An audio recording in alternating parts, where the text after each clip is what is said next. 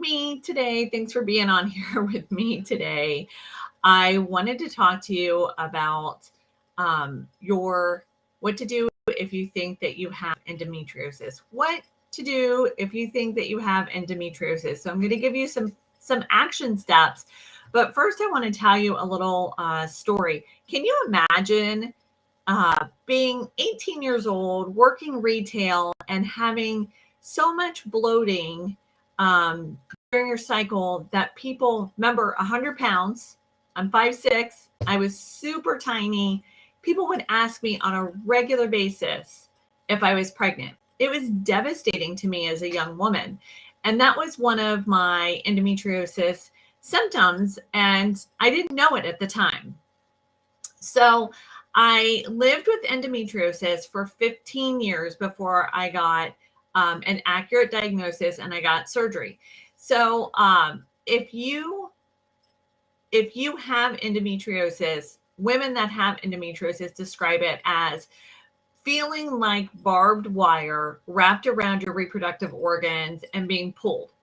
It's so debilitating. The pain is so debilitating that a lot of women will vomit on the first day or first couple days of their cycle, or they will not be able to get out of bed. They're not able to perform their daily activities, or if they do, like myself, I worked 2 jobs and went to school full time, and I didn't have that option. And I took handfuls, I mean handfuls of Aleve and Tylenol and things like that.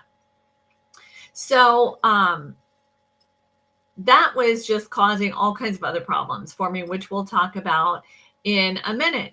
But I want to tell you my top tips today for action steps if you suspect you have endometriosis.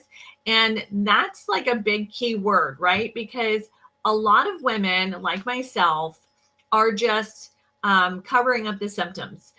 So my do's today are actually don'ts. So the first don't is don't cover up your symptoms.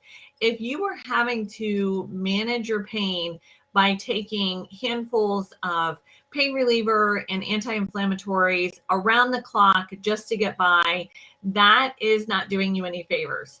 That's all processed through your liver and your kidneys, and that has all kinds of other hormone implications that actually might be making things worse for you in the long run. So if the pain is that bad, my first do is don't take handfuls of over-the-counter medication. The other thing that I went years not understanding is that the doctor was not allowed to diagnose me without surgery.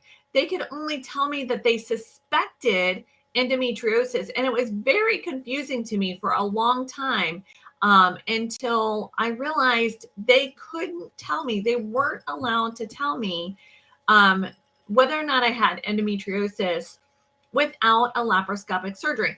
Now there's a blood test that will tell you it's indicative of whether or not you have endometriosis or not. So that's kind of something that you can do ahead of time if you suspect that you have endometriosis.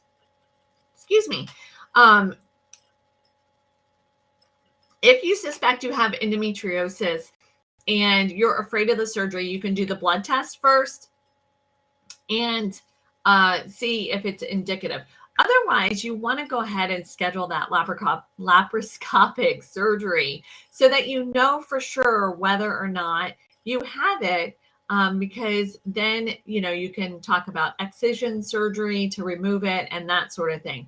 I was so afraid that I was going to hurt my fertility chances additionally if I had the laparoscopic surgery and if I had the excision surgery. But it got to the point where it was so bad that I couldn't function. So I really didn't have any choice. So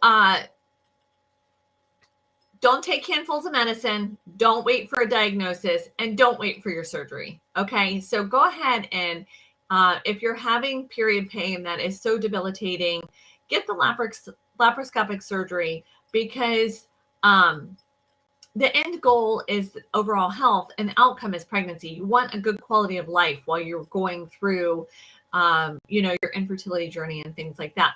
I dropped the other 2 points for points 4 and 5 on my blog. You can find that at ericahope.com. And if you are questioning whether this is a thing for you or not, a couple of things that I learned about the whole process is that nobody knows your body better than you do.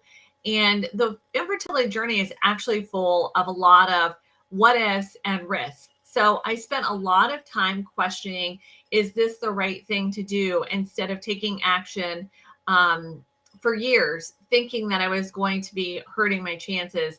And I suffered needlessly. So I would tell you that your quality of life is important too, as well as getting a baby.